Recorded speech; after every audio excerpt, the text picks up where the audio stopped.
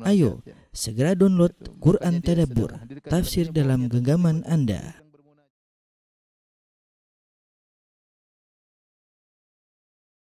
Bismillahirrahmanirrahim. Assalamualaikum warahmatullahi wabarakatuh.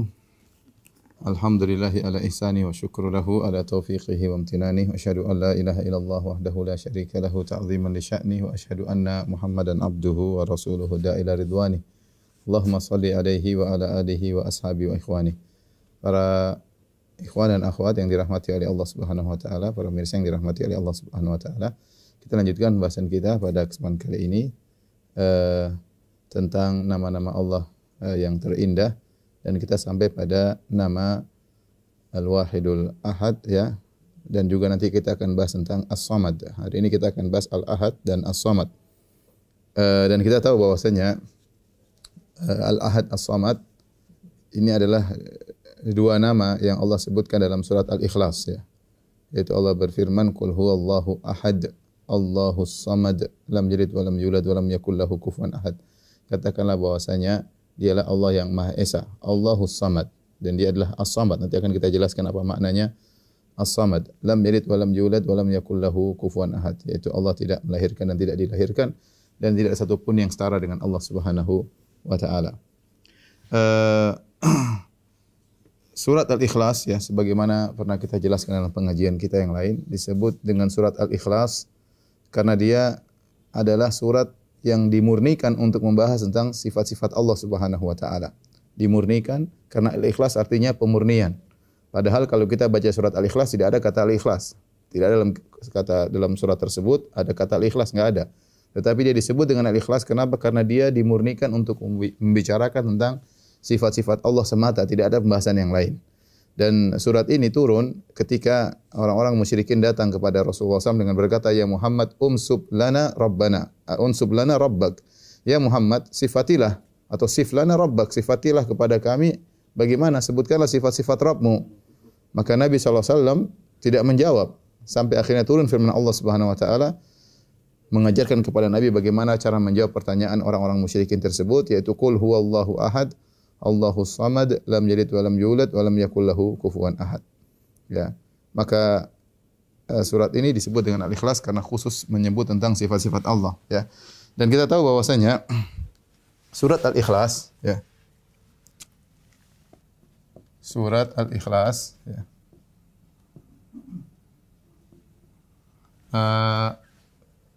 Dia nilainya adalah sama dengan sepertiga Al-Quran. Ya, sepertiga Al-Quran. Ya, kenapa nilainya sepertiga Al-Quran? Ya tadi, karena isinya khusus membahas tentang sifat-sifat Allah.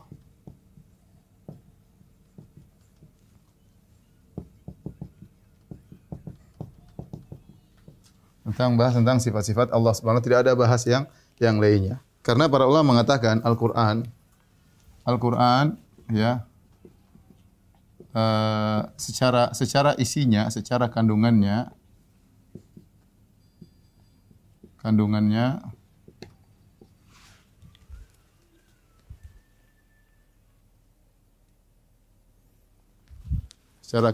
terbagi menjadi tiga ya. Yang pertama berbicara tentang al-ahkam, hukum-hukum. Yang kedua tentang al-wa'ad wal wa'id, tentang janji dan ancaman ya.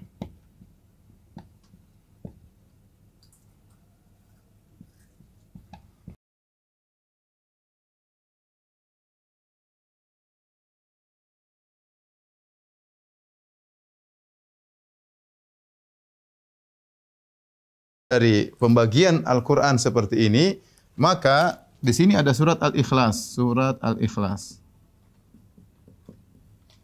Sehingga ditinjau dari hal ini, surat Al-Ikhlas menjadi sepertiga Al-Quran. Sepertiga Al-Quran. Taib, apa makna sepertiga Al-Quran di sini? Apa maknanya? Apa makna sepertiga Al-Quran? Ibnu Taimiyah rahimahullahu taala dalam kitab Majmu' Fatawa merujukkan bahwasanya yang dimaksud dengan sepertiga Al-Qur'an adalah sepertiga pahala ya. Pahala membaca khatam Quran. Membaca Al-Qur'an. Maksudnya kalau kita baca ya, maksudnya kalau kita baca surat Al-Ikhlas. Ya, Al-Ikhlas pahalanya ya kalau benar-benar tulus sama dengan pahala 10 juz ya. Pahala 10 juz ya. Fadlullahi yu'tihi may yasha, fadlullahi wasi'. Karunia Allah luas, Allah mau kasih pahala sebanyak-banyaknya, terserah Allah Subhanahu wa taala. Datang dalam sebagian amalan soleh terkadang pahalanya sangat besar. Ya terserah Allah Subhanahu wa taala ya. Dan kita dapati hal itu banyak dalam syariat kita. Contohnya seperti pergi sholat di Masjid Kuba, seperti umrah ya. Kemudian contohnya puasa 3 hari seperti puasa selama sebulan, Ramadan sama puasa Syawal seperti puasa setahun ya. Banyak ya. Dan ini pendapat Ibnu Taimiyah rahimahullahu taala. Namun beliau berkata, bukan berarti kalau seorang membaca Al-Ikhlas 3 kali berarti dia sudah khatam Quran. Jawabannya tidak.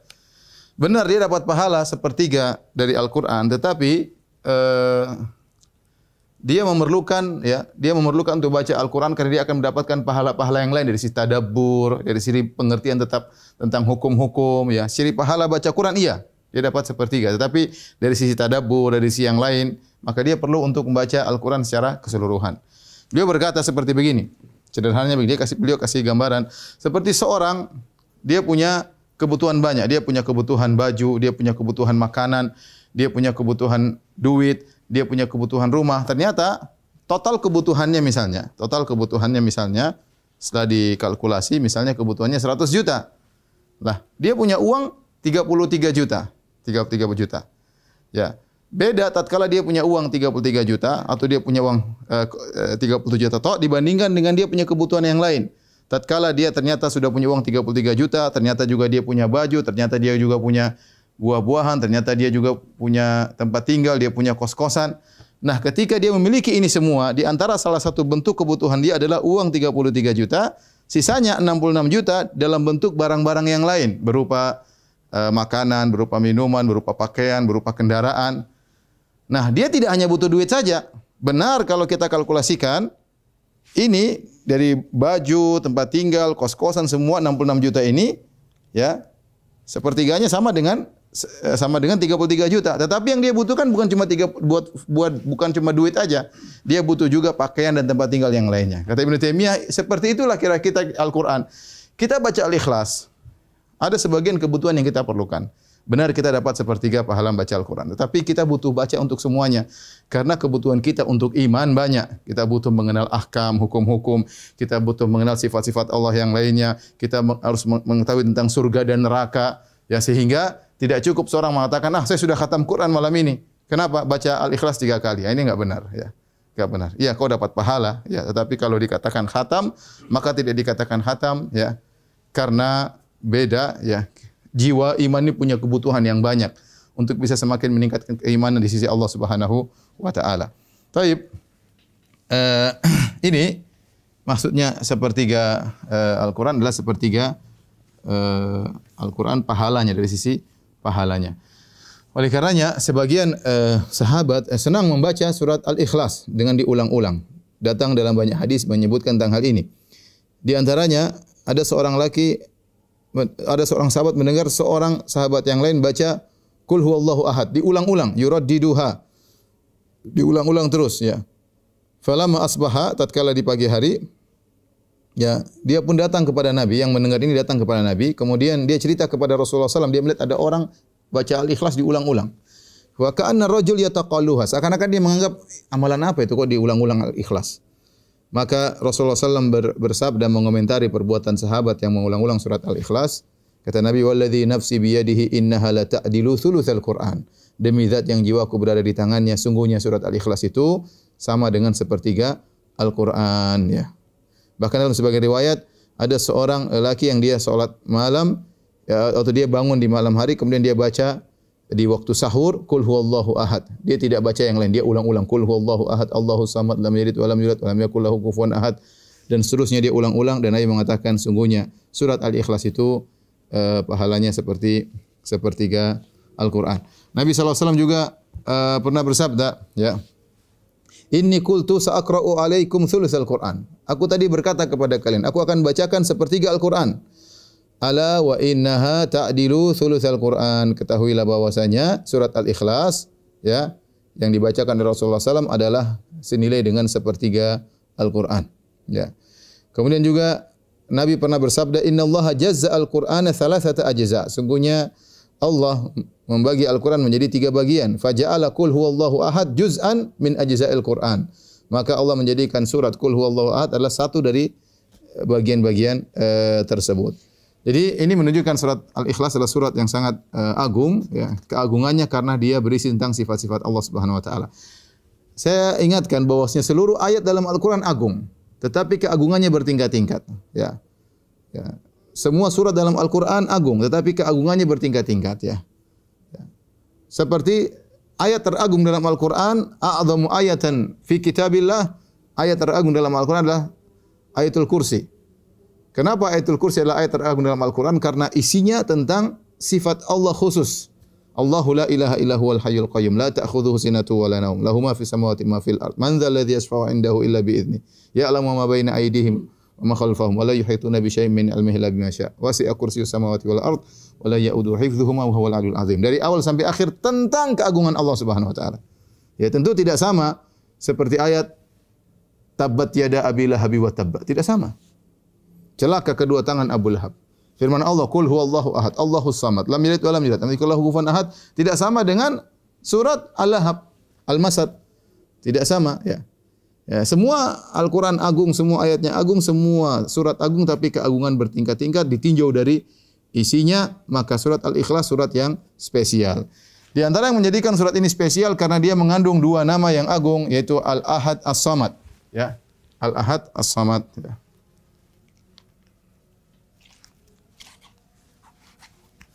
Yang menjadikan surat ini agung di antaranya menyebutkan nama Al-Ahad dan As-Samad. Yang kedua nama ini tidak disebutkan dalam surat yang lain. Al-Ahad, As-Samad tidak disebut dalam surat yang lain. Ada nama Al-Wahid. Al-Wahid dalam ayat lain banyak. Tapi Ahad dan As-Samad cuma ada dalam surat Al-Ikhlas, ya. Maka kita perlu tahu apa makna 2 nama ini, ya, sehingga menjadikan surat Al-Ikhlas menjadi surat yang sangat agung. Tapi kita akan bahas tentang makna yang pertama adalah Al-Ahad, ya.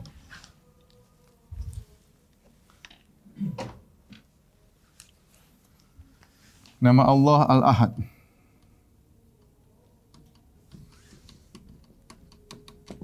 Al-Wahid, ya, dan Al-Ahad. Maknanya adalah Maha Esa, Maha Tunggal, ya. Atau Maha Esa. Ya, Maha Tunggal atau Maha Esa, ya.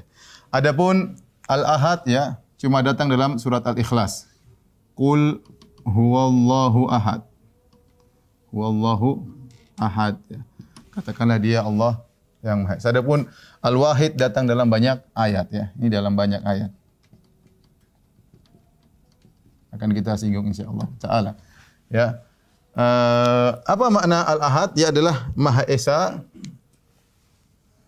Maknanya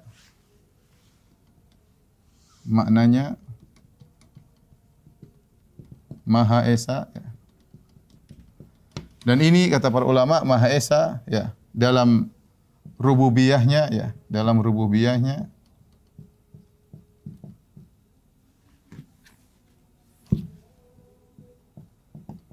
Kemudian dalam uluhiyahnya.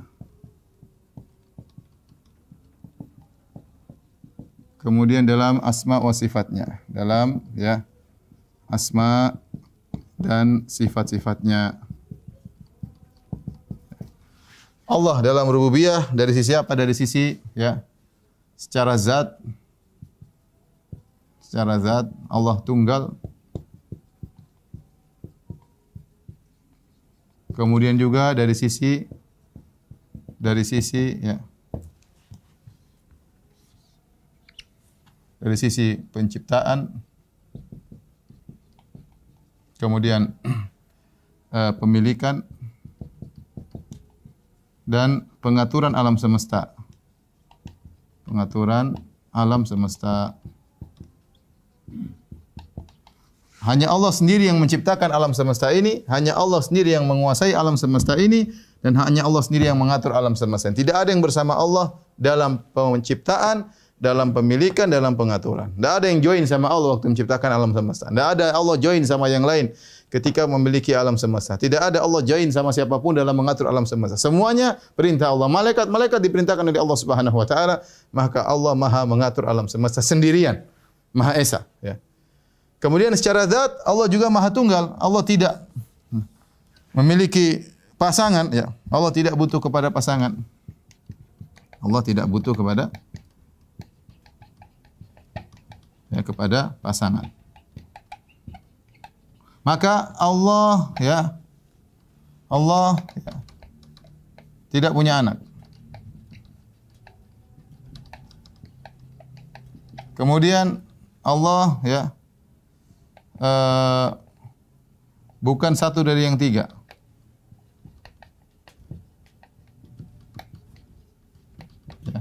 Allah tidak punya anak dan Allah tidak bersatu dengan Allah tidak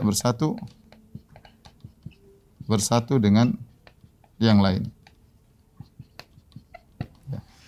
Makanya dalam Al-Qur'an ketika Allah menyebutkan tentang penafian tersebut, ya, misalnya dalam pengaturan, pemilikan, penciptaan alam semesta, Allah Subhanahu wa taala berfirman, "Inna ilahakum lawahid." Allah berfirman dalam kata Allah, "Inna ilahakum lawahid." Dalam surat As-Saffat, "Rabbus samawati wal ardi wa ma bainahuma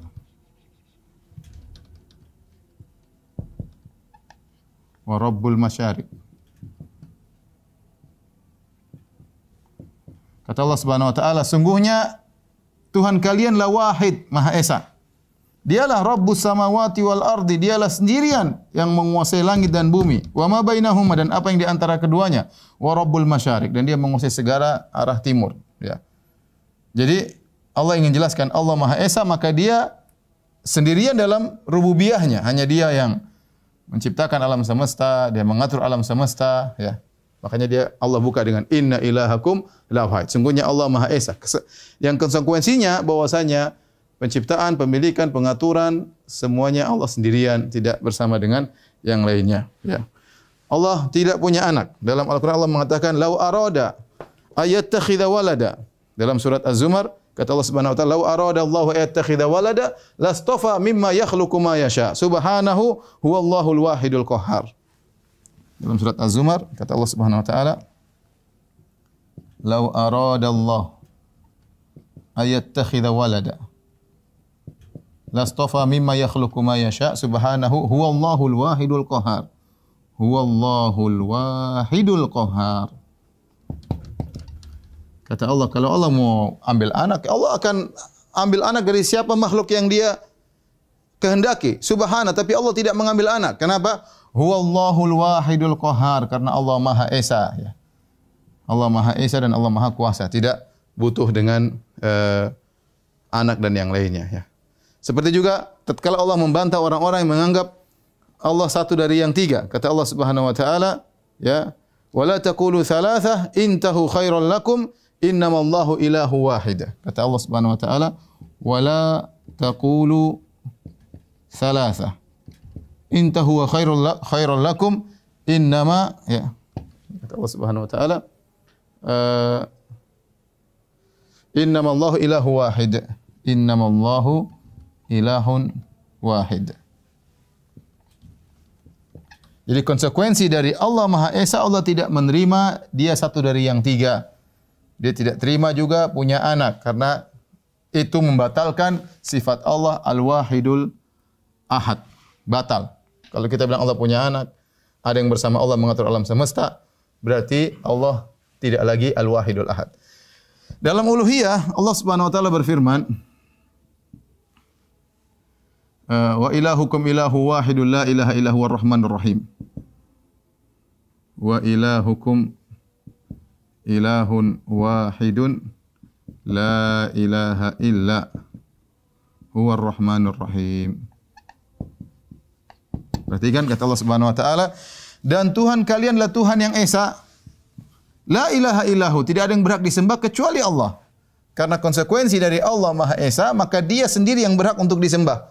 Barang siapa yang menyembah selain Allah, menyembah makhluk, menyembah malaikat, menyembah jin, menyembah manusia, menyembah batu, menyembah pohon, menyembah wali yang sudah mati, menyembah nabi, ya, menyembah sapi, menyembah tikus, menyembah apapun yang disembah, maka dia tidak mengesahkan Allah, maka Allah batal jadi ilahun wahid, ya. Allah cuma dia yang berhak untuk disembah. Kalau Allah membolehkan ada yang disembah selain Allah, maka batalah, ya, ilahun wahid, ya.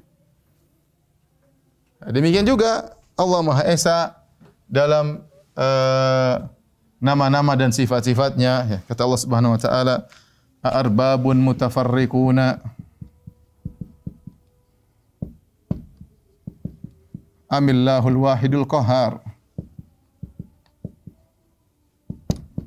Apakah sembahan yang berbeda-beda lebih baik ataukah Allah yang Al-Wahidul Qahar? Tidak ada yang menyamai Allah, maka Allah Maha dalam asma dan sifat-sifatnya. Allah Maha melihat, tidak ada yang menyamai penglihatan Allah. Allah Maha mendengar, tidak ada yang menyamai pendengaran Allah Subhanahu wa taala. Allah Maha mencipta, tidak ada yang menyamai Allah Subhanahu wa taala. Allah Maha tinggi, tidak ada yang menyamai ketinggian Allah Subhanahu wa taala. Allah Maha agung, tidak ada yang menyamai keagungan Allah Subhanahu wa taala. Allah Maha berilmu, mengetahui yang gaib, tidak ada yang menyamai Allah Subhanahu wa taala. Qul la ya'lamu man fis samawati wal ardi al-ghaiba illa Allah. Katakanlah tidak ada yang tahu hal gaib di langit dan di bumi, malaikat, manusia di atas bumi, tidak ada yang tahu gaib kecuali Allah Subhanahu wa taala. Jadi ini makna dari makna Al-Wahidul Ahad, ya. Ini maknanya adalah Allah Maha Esa dalam segala hal. Tapi kalau sudah tolong dihapus, kita masuk pada makna yang kedua, yaitu As-Samad.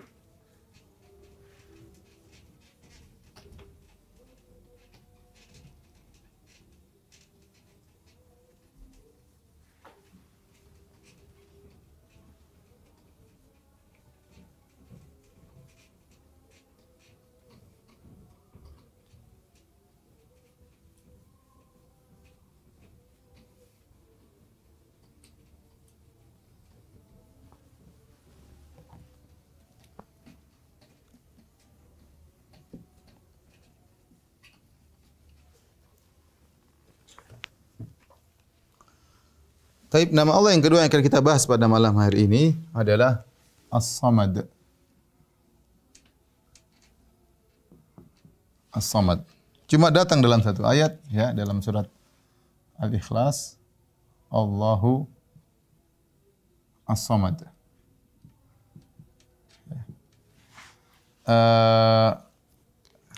Jadi kata para ulama, ayat kelanjutan dari Qul huwallahu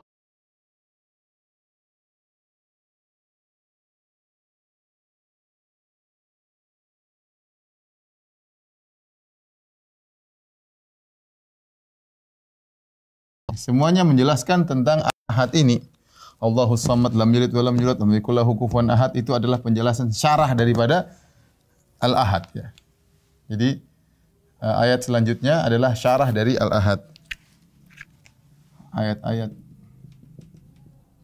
selanjutnya adalah penjelasan dari ini, dari Ahad, Al-Ahad. Allahus Samad, lam yalid wa lam yulad, lam yakul lahu kufuwan ahad. Nah, As-Samad secara bahasa makna as-samad? Kalau kita lihat di kamus-kamus ya, seperti dalam kamus Ibn Faris yaitu Mu'jam Maqayisil Lughah dan yang lainnya, kita dapati bahwasanya secara bahasa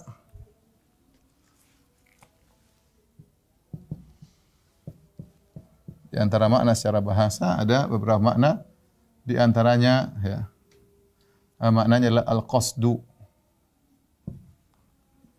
tujuan.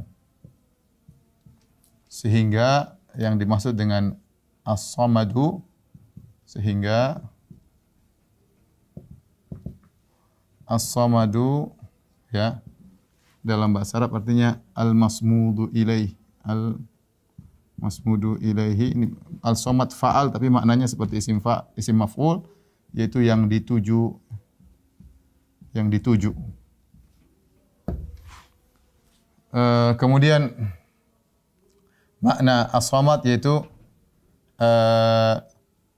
mengandung makna al-ijtima', mengandung makna al-ijtima', yaitu perkumpulan ya. Ya, kenapa? Karena as-samad ya, karena as-samad tidak dikatakan as-samad kecuali terkumpul kepadanya sifat-sifat yang mulia.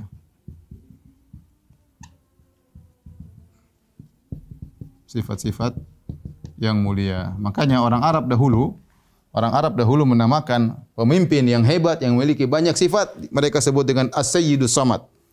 Dan disebut dalam syair-syair mereka. Orang-orang Arab dahulu, Arab jahiliyah, orang Arab dahulu menamakan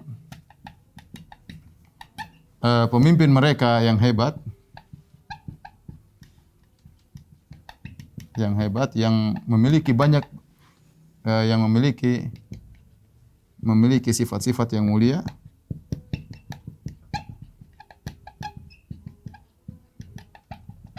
dengan dinamakan dengan as-sayyidu as-samadu. As-sayyid, pemimpin yang samad, yaitu hebat, memiliki banyak sifat-sifat ya. Ada makna yang lain dalam bahasa Arab seperti menunjukkan makna as-salabah ya, yaitu kokoh, kuat. Ya. Dan ini disebutkan oleh Ibn Faris dalam Mu'jam Maqayisil Lughah. Nah, ini adalah makna as-samad secara bahasa ya, dan tentu dia punya kaitan dengan secara istilah. Apa makna as-samad secara istilah ya?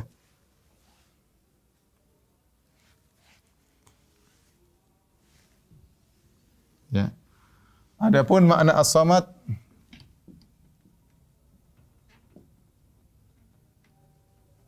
secara istilah, jadi ada, kalau kita bilang bahasa kerennya terminologi, kalau itu etimologi ya ini.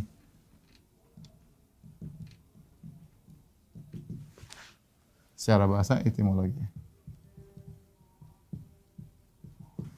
Baik, maka kita dapati banyak salaf ya, para salaf ya, kita dapati banyak penafsiran ya, banyak ungkapan para salaf.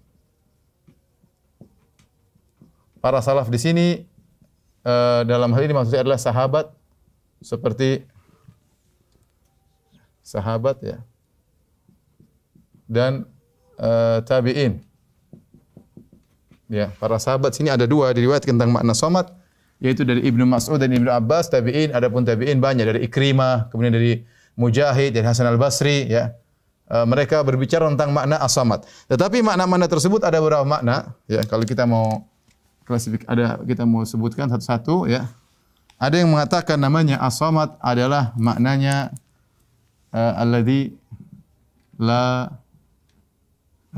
alladzi yasmudu ilaihi al-khalaiq hawaijahum.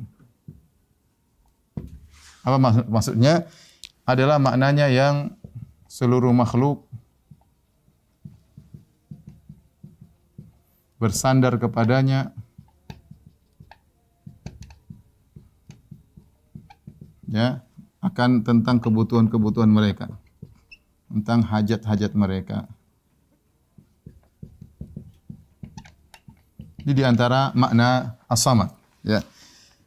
Di antara juga misalnya perkataan Ibnu Abbas. Ibnu Abbas berkata, as-samad huwa as-sayyid alladhi qad kamula fi su'dadihi. Nanti kita akan sebutkan, kita bacakan karena bagus perkataan Ibnu Abbas dan seterusnya. Dia banyak tafsiran, panjang tafsirannya, yaitu sang pemimpin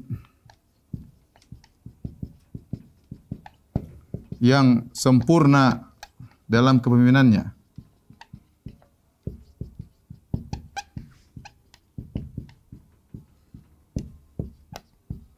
Ada lanjutannya nanti. Kemudian di antaranya makna as-samad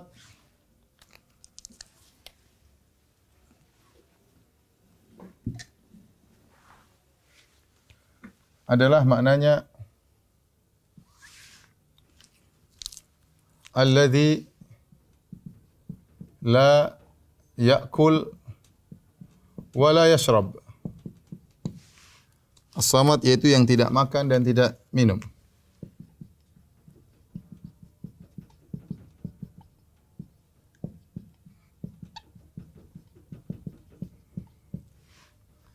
Kemudian makna as-samad di antaranya ya,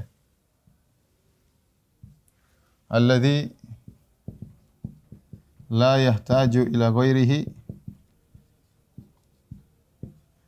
wa ghairuhu yahtaju ilaihi. Maknanya adalah yang tidak membutuhkan selainnya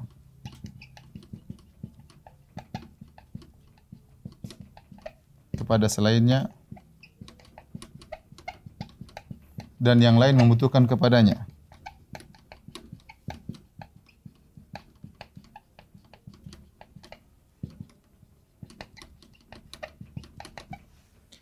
Kemudian di antara makna as-samad juga ya,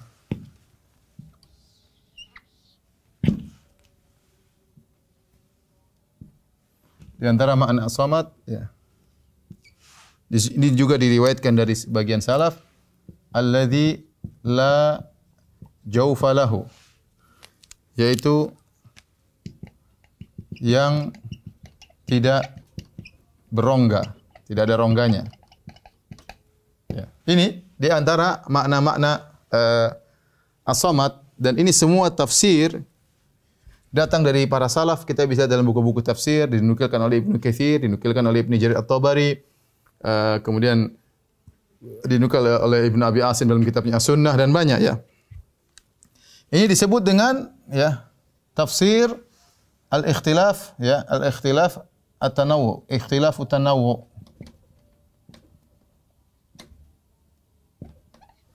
Kalau kita bahasa Indonesia artinya khilaf yang hanya sekedar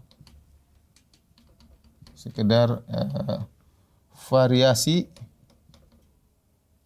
dan tidak kontradiktif. Ya. Dan tidak kontradiksi. Maksudnya apa? Maksudnya semua ini benar. Jadi masing-masing menafsirkan dari sisi pandangan yang berbeda. Contoh seperti tatkala firman Allah, ihdinas siratal mustaqim, tunjukkanlah kepada kami jalan yang lurus. Ketika ditanya apa yang dimaksud siratal mustaqim, terjadi khilaf di kalangan para salaf. Ada yang mengatakan siratal mustaqim jalan lurus maksudnya Islam. Ada yang mengatakan siratal mustaqim maksudnya adalah Al-Qur'an. Ada yang mengatakan siratal mustaqim adalah sunnah Nabi sallallahu alaihi wasallam. Ada yang mengatakan siratal mustaqim maksudnya Muhammad. Ada yang mengatakan siratal mustaqim adalah maksudnya Abu Bakar dan Umar. Ini semua contoh tafsir, tidak ada pertentangan, cuma ditinjau dari satu sisi yang lain. Dan ini semua makna berkecocokan. Dan ini kalau kita kembalikan kepada bahasa cocok ya. Seperti alladzi yasmudu ilail khalaiq hawaijahum, yang seluruh makhluk bersandar kepadanya tentang hajat-hajat mereka. Ini cocok dengan al-qasdu, makna secara bahasa al-qasdu, tujuan, yang ditujui. Jadi as-samad maksudnya al-masmudu ilaihi, yang dituju. Ketika apa? Ketika makhluk memiliki kebutuhan, maka yang mereka tuju adalah harusnya hanyalah Allah semata ya. Seperti ini juga alladzi la yahtaju ila ghairihi wa ghairuhu yahtaju ilaihi.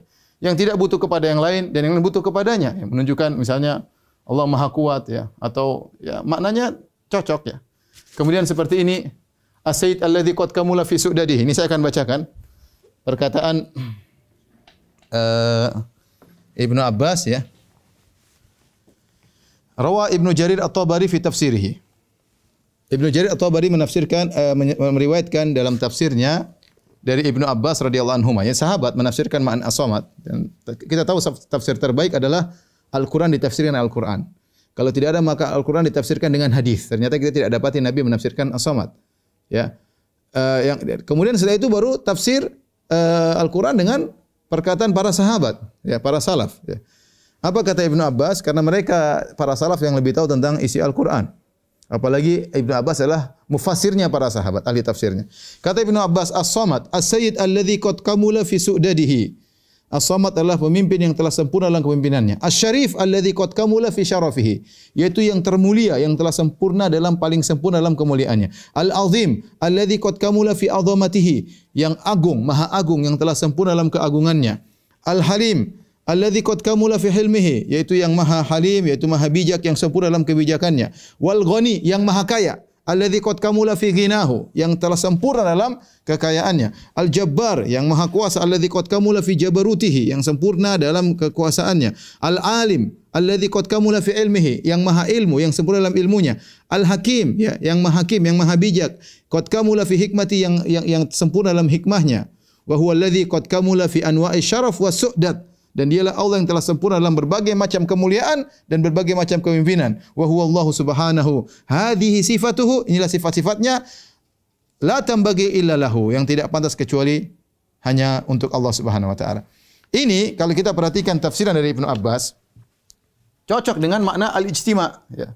Sang pemimpin yang sempurna, yang maha kaya, yang maha bijak, yang maha mulia, yang maha agung, ya. Artinya seluruh sifat-sifat tersebut terkumpul kepada Allah Subhanahu wa taala, maka di antara makna ijtima yaitu terkumpul banyak sifat kepada zat tersebut. Oleh karena orang Arab dahulu tidak menamakan orang pemimpin yang samad as-sayyidu samad kecuali dia telah memiliki sifat-sifat yang sempurna. Dan kita bisa ambil faedah juga dari pengertian Ibnu Abbas ketika menafsirkan as-samad, bahwasanya para salaf dahulu mazhab mereka bukan tafwid. Tafwid itu apa kata ahlul bidah? Tafwid adalah kita tidak ngerti maknanya apa.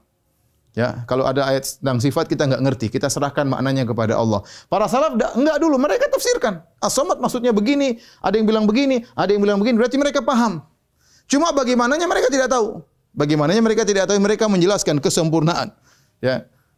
Bagaimana? Tidak ada yang tahu. Allah Maha melihat. Bagaimana melihatnya? Allah kita enggak, tapi Allah Maha melihat, bisa melihat segalanya. Allah Maha ilmu, Maha alim. Ilmunya bagaimana? Enggak ada yang tahu. Tapi kita yakin ilmu Allah meliputi segala sesuatu, ya. Jadi mereka menafsirkan. Jadi tidak benar mengatakan salah bahwasanya mazhab mereka adalah tafwid. Tidak tahu, tidak ngerti, serahkan kepada Allah. Tidak.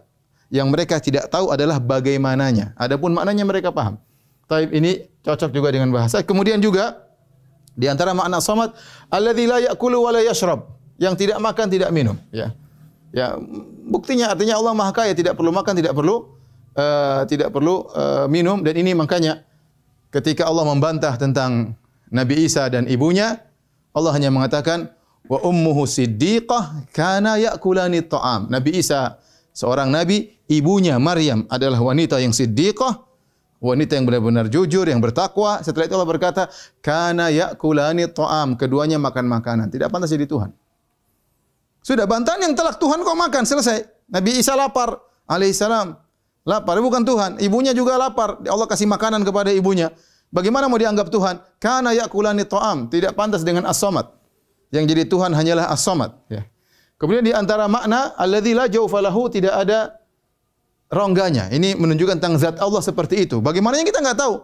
Ya, karena as-samad maknanya al-musmad dan juga diartikan al-musmad dengan ta. Ini pembahasan bahasa. Ada namanya al-istiqaqul kabir, tapi antum tidak paham. Tapi intinya tidak ada rongganya. Tidak ada rongganya. Ini berbicara tentang zat Allah. Lafal ini diingkari oleh Ar-Razi. Ar-Razi dalam kitabnya At-Taqdis mengatakan ini tidak pantas diucapkan. Dia mengatakan ini berarti Allah jism. Kalau bilang Allah tidak ada rongganya, zatnya berarti Allah jism, dan dibantah oleh Ibnu Taimiyah dalam kitabnya Bayan Talbisul Jahmiyah. Kata Ibnu Taimiyah, ya, Allah menjelaskan zatnya demikian. Karena kelaziman dari Allah tidak ada rongganya, berarti Allah tidak melahirkan dan Allah juga tidak dilahirkan. Allah tidak makan, tidak minum, tidak ada. Kalau orang makan dan minum kan butuh ada rongga untuk makan dan minum. Kalau kita manusia, Allah tidak butuh, tidak ada rongga sehingga dia tidak beranak. Kalau beranak berarti mungkin harus mengandung dan yang lainnya ada keluar dari dia. Allah tidak ada rongga. Kemudian Allah tidak makan dan tidak minum, dan ini perkataan para salaf. Datang dari perkataan para salaf. Tetapi bagaimana zat tersebut tidak ada yang tahu. Ya, dan ini mana mirip dengan bahwasanya as-samad maknanya salabah, kokoh. Bahwasanya zat Allah adalah kuat dan Allah disifati dengan dzul quwwatil matin, Allah yang maha kuat, ya. Maka kita bilang zat Allah kita enggak tahu, tetapi para salaf mengatakan zat Allah tidak berongga, ya. Ya, ini makna as-samad. Dan ketika kita baca surat Al-Ikhlas, Qul huwallahu ahad, Allahus samad, lam yalid wa lam yulad wa lam yakul lahu kufuwan ahad, dan tidak ada satupun yang serupa dengan dia, maka surat Al-Ikhlas ditutup dengan apa? Surat Al-Ikhlas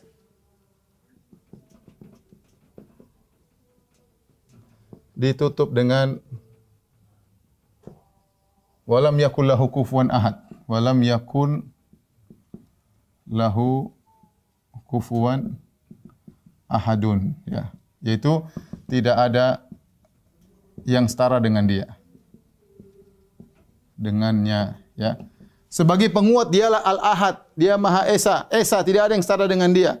Sebagai penguat dia adalah As-Samad, tidak ada yang setara dengan Allah Subhanahu wa taala. Oleh karenanya sebagian ulama mengatakan bahwasanya Al-Ikhlas, surat Al-Ikhlas adalah surat yang menjelaskan syarat-syarat Tuhan. Mau jadi Tuhan syaratnya harus seperti itu. Qul huwallahu ahad, Allahus samad, lam yalid wa lam yakul lahu kufuwan ahad. Terapkanlah kepada Tuhan-Tuhan selain Allah, tidak bisa memenuhi persyaratan ini. Ya, coba siapa Tuhan yang lain, coba siapa mau di Tuhan? Pasti belum tentu esa. Terkadang dianggap anak, terkadang Tuhannya makan, terkadang Tuhannya diciptakan, ya. Maka semua Tuhan selain Allah tidak memenuhi persyaratan Tuhan. Ya. Tuhan itu harus ahad, harus somad, harus lam yalid wa lam yulad, wa lam yakul lahu kufuwan ahad. Harus memenuhi 4 persyaratan ini kalau mau jadi Tuhan, dan itu tidak berlaku pada Tuhan-Tuhan yang coba yang sembah sapi. Sapi jadi Tuhan gimana? Sapi butuh makan, kasih makan. Ya, sapi ada rongganya sehingga dia makan dan dia buang air dan macam-macamnya. Itu Tuhan. Apakah dia Tuhan? Kita dewa, ada dewa tiga dan macam-macam. Apakah dewa butuh satu dengan lain? Tidak, dia tidak maha kaya. Ada yang setara dengan dia, satu bagian pencipta, satu bagian perusak, satu bagian pemelihara. Tidak pantas jadi Tuhan. Nabi Isa jadi Tuhan, tidak pantas. Dia makan dan minum, dia tidur, istirahat. Dan yang lainnya, dia membutuhkan kepada yang lainnya. Ya. Dia dikejar-kejar, dia ditangkap. Dan tidak pantas jadi Tuhan. Siapa yang mau jadi Tuhan coba? Tidak ada. Yang memenuhi syarat jadi Tuhan hanyalah Allah Subhanahu wa taala, yang Allah jelaskan dalam surat Al-Ikhlas, yaitu Ahad As-Samad, ya, Ahad As-Samad. Oleh karenanya Bilal ketika disiksa oleh majikannya Umayyah bin Khalaf, disuruh mengatakan kesyirikan, dia berkata apa? Ahad, ahad, ahad, ahad. Dia tidak mengatakan Allahu Akbar, dia tidak mengatakan Allahu A'zam, padahal sifat Allah banyak. Allah Maha Besar, Allah Maha Agung, tapi dia pilih satu Ahad, Allah Maha Esa, supaya Umayyah bin Khalaf semakin jengkel. Allah Maha Esa, Allah Maha Esa. Kamu syirik enggak? Allah Maha Esa. Ya. Makanya kalau ada acara perayaan kelahiran Tuhan, kita bilang enggak Allahu Ahad, ya. Enggak ada Allah punya anak.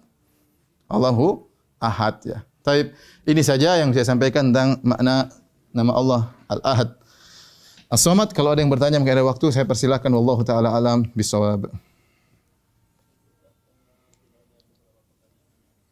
Saya bacakan beberapa. Pertama dari Prima, pertanyaannya, Ustaz, apa betul bila kita spesifik minta sesuatu kepada Allah dan disertai dengan menyebut Asmaul Husna yang berkaitan dengan yang kita minta, maka akan mempercepat terkabulnya doa? Iya, itu benar bahwasanya di antara kita beribadah kepada Allah adalah dengan bertawassul dengan nama-namanya. Allah berfirman, walillahil asmaul husna fad'uuhu biha. Allah memiliki nama-nama yang terindah, maka berdoalah dengan nama-nama tersebut. Prakteknya bagaimana kata para ulama? Ya, kita memuji Allah, kemudian ada kebutuhan kita khusus maka kita sebutkan, ya. Seperti Nabi Sulaiman ketika minta dianugerahkan dengan kerajaan yang luar biasa. Wa habli mulkan la yanbaghi li ahadin min ba'di innaka antal wahhab. Ya Allah anugerahkanlah kepadaku kerajaan yang tidak boleh seorang pun kemudian yang memiliki yang sama ya, tidak boleh ada seorang pun setelah memiliki kerajaan seperti itu. Sungguhnya Engkau Maha pemberi anugerah ya. Seperti warzuqni dalam Al-Qur'an, warzuqni wa anta khairur raziqin. Berilah rezeki kepadaku ya Allah dan Engkau sebaik-baik pemberi rezeki. Dan seperti itu ya. Kalau kita minta ampun kita bilang Allahumma ghfirli wa anta khairul ghafirin. Ya. Astaghfiru lakum rabbi innahu huwal ghafurur rahim. Ya. Kata Nabi Yusuf kepada kakak-kakaknya, aku akan mohon ampunan buat kalian. Ya, sungguhnya Allah Maha Pengampun lagi Maha Penyayang ya. Jadi kita berusaha meminta ya. Tapi kalau kita misalnya meminta dengan mengatakan Allah Rabbana, maka itu cukup. Maksudnya itu sudah cukup. Mau kita tambah dengan nama-nama lebih khusus itu lebih baik lagi. Ya. Oleh karenanya kita boleh berdoa dengan banyakkan doa-doa dengan Rabbana ya, Rabbi ya. Dan itu karena pengkabulan doa berkaitan dengan rububiyah Allah Subhanahu wa taala. Kemudian kita sebutkan secara khusus maka itu lebih baik ya. Taib, ada lagi yang bertanya?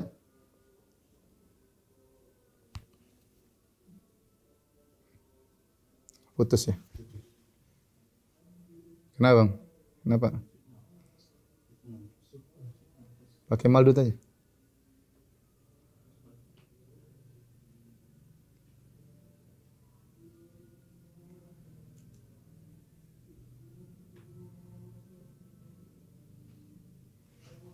Habis ya pulsanya ya?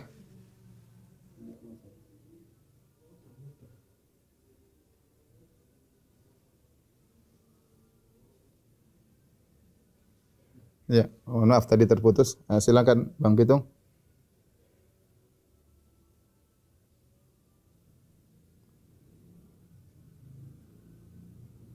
Silakan Bang Pitung.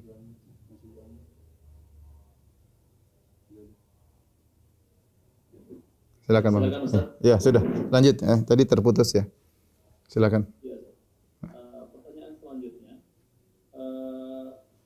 Ustaz dari Abu Hammam di Sukoharjo, Ustaz, apakah dibenarkan apabila Asmaul Husna dilakukan seperti sebagian ulama yang sering membawakannya?